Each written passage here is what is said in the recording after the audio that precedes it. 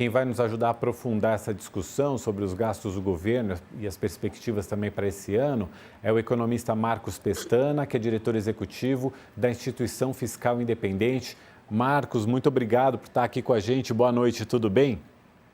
Boa noite, prazer estar aqui com vocês. O prazer é nosso, eu te agradeço muito por esperar. Eu sei que o noticiário aí nos atropelou um pouquinho. Obrigado por nos aguardar e nos ajudar a compreender também. Eu queria a tua análise sobre esse resultado das contas e do déficit primário de 2025.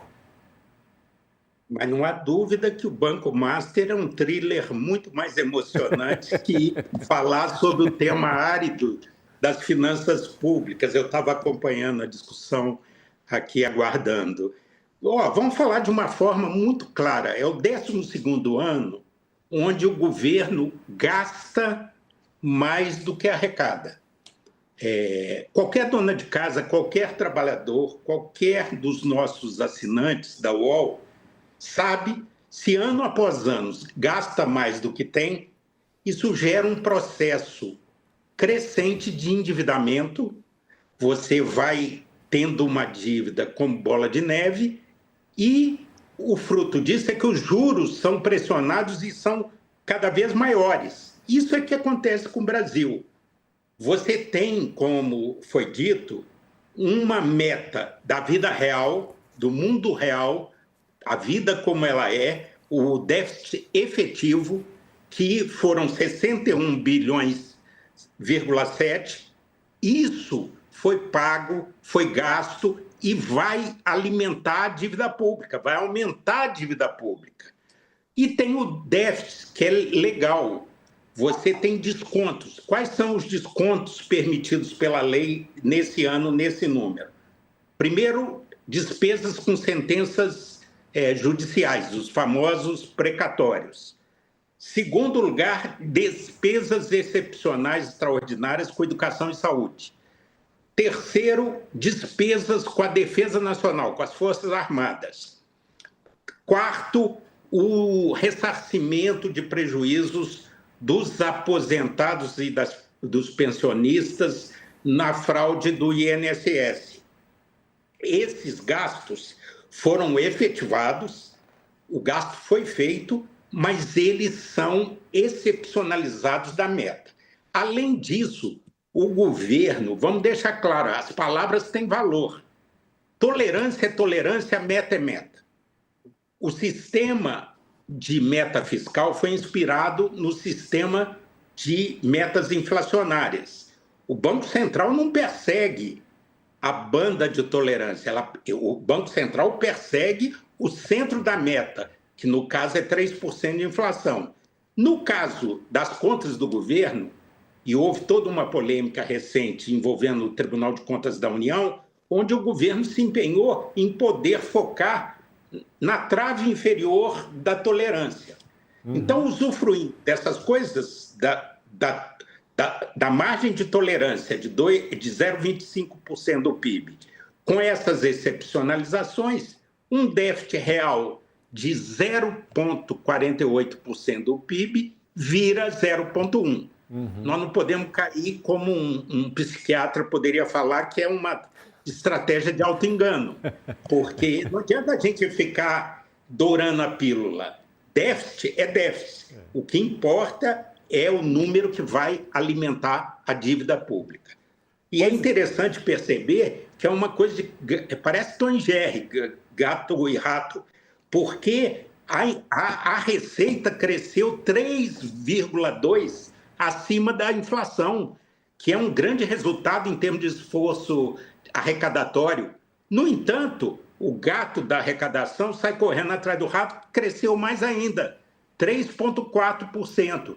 Então, o futuro não está corrigindo o passado. Nós temos um problema crônico de desequilíbrio fiscal e, o pior de tudo, não será corrigido de forma radical e estruturante em 2026.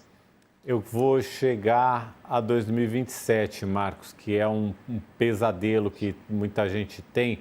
Mas antes eu queria saber do Júlio. Júlio, para o governo, essa meta tirando todas as exceções, né? Você tem a realidade, tem a ficção, a meta da ficção é comemorada. Muito. A equipe econômica se vangloria de ter entregado aí um baita ajuste fiscal desde que assumiu o governo em 23, né? E aí eu já emendo justamente, né, uma pergunta, assim, quem ouve, né, o governo falar sobre fiscal e está ouvindo o Marcos aqui fazer a radiografia, fica sem entender. Parece que são dois mundos completamente diferentes. E eu queria justamente entender isso, Marcos, se pudesse explicar por que a posição do governo é tão positiva quando fala de fiscal, né? O ministro Haddad deu uma entrevista para o UOL recentemente e eu, inclusive, perguntei isso a ele, né, em relação à dívida pública. E, ao que parece, não há medidas novas, né, em 26 para tentar resolver essa questão.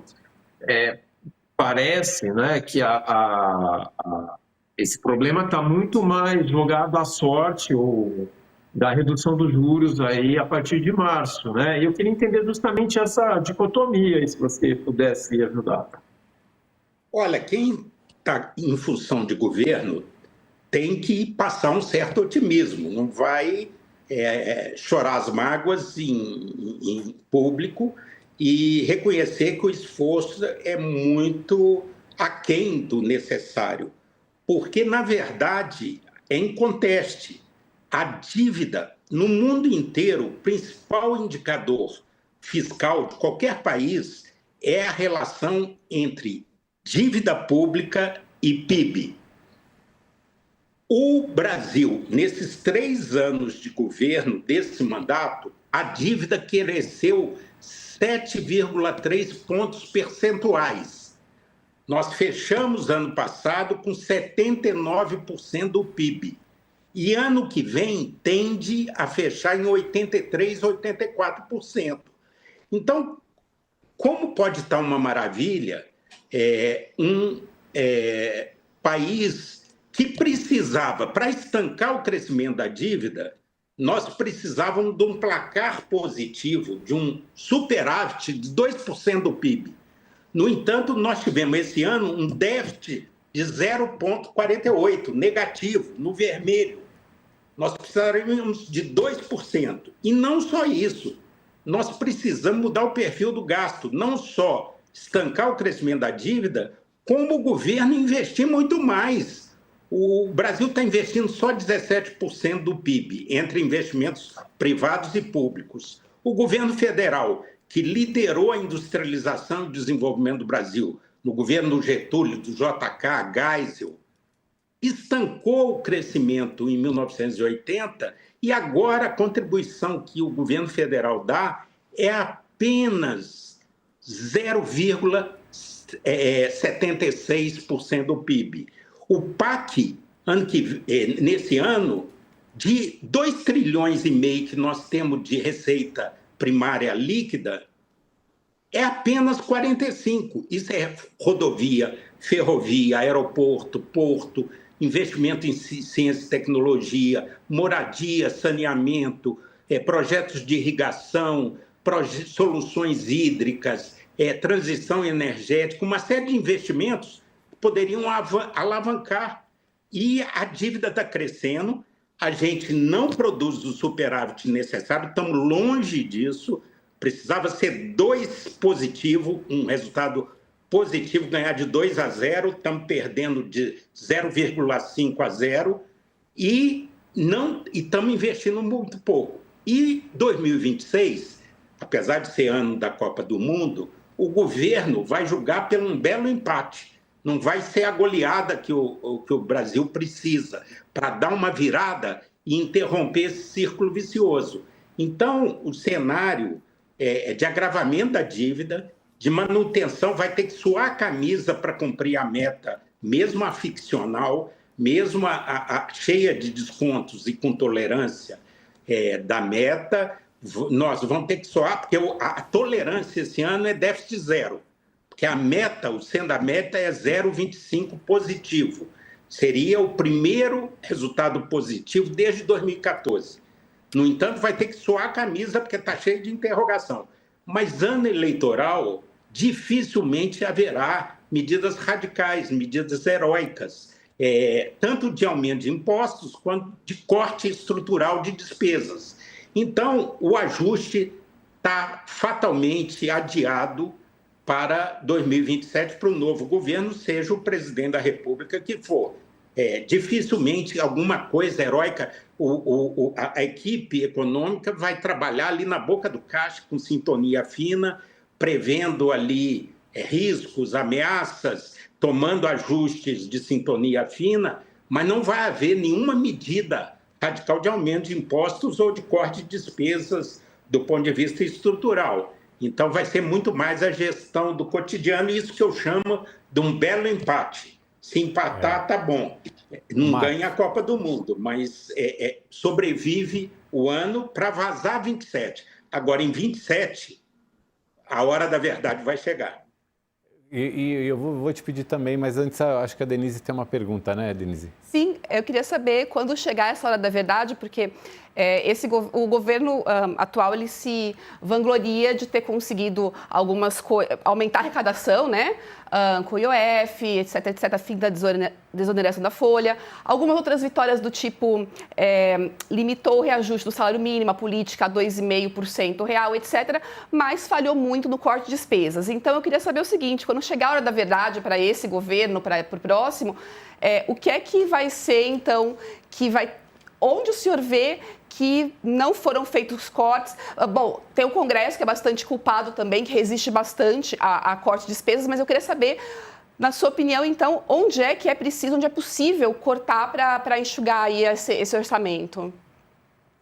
Traçando o horizonte do Brasil, que eu imagino ideal, que proteja o horizonte para as novas gerações e volte a ser o país do futuro, que foi uma máquina de crescimento, o Brasil, no pós-guerra, desde 1930 e no pós-guerra, só equiparável ao Japão, mas nós perdemos o bonde da história, o trilho, e agora precisamos retomar. E para isso, que eu acho que é um objetivo ousado, não adianta contentar com pouco, né? Não pode julgar para o empate.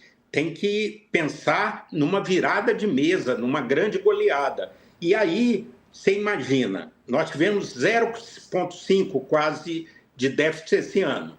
Precisamos ter 2% para estancar a dívida. Então, só aí 2,5% do PIB. Para aumentar os investimentos e ter a semente do futuro, do aumento da produtividade, que é a questão central para o Brasil nas próximas décadas, você teria que, em vez de gastar 0,7% do PIB com investimentos, teria que ter 4%. Então, é mais 3,5%. Você imagina, então, que você fazer um ajuste muito significativo, aí de cerca de 6% do PIB. Então, tem que ter coragem, liderança e fazer uma profunda reforma fiscal, reestruturar o orçamento público. E aí, como diz o economista Armínio Fraga, não tem uma bala de prata. Tem que rever as despesas tributárias, os gastos tributários, as renúncias fiscais e incentivos, tem que revisitar a questão da Previdência, tem que repensar as vinculações e as indexações, tem que fazer a reforma administrativa. É um conjunto de ações para resultar mas precisa ter ambição, ousadia, liderança, diagnóstico correto e visão de futuro. Porque senão o Brasil está investindo 17% do seu PIB. Os países asiáticos emergentes estão investindo 37,5%. E vai acontecer igual a Coreia do Sul, que 45 anos atrás, em 1980, tinha uma renda per capita menor que a brasileira e hoje tem uma renda per capita 3,4 maior que que o do Brasil. Entrou no mundo desenvolvido a Coreia. Nós ficamos na armadilha da renda média. Então, é uma questão que eu espero que seja discutida na sucessão presidencial na eleição desse ano. Tomara que essa agenda prioritária para a população predomine as estratégias de usar a inteligência artificial para difamar e fake news para os adversários. Que seja a discussão sobre os problemas concretos, porque isso repercute na taxa de juros, no nível de desenvolvimento, na taxa de emprego, na perspectiva futura do país, e isso interessa a todos os cidadãos. E nós lembrando, não Marcos, estamos construindo um futuro promissor, alvissareiro, para os nossos filhos, para os nossos netos. E lembrando que esse é um compromisso que tem que ser da sociedade, inclusive do Congresso também, né? Que também tem ali a sua participação, autorizando uma série de gastos, criando uma série de gastos também, tem que ser do Congresso também. Marcos, o ajuste fiscal tem que envolver os três poderes. Os três poderes. Judiciário, Ministério Público, Congresso e Executivo.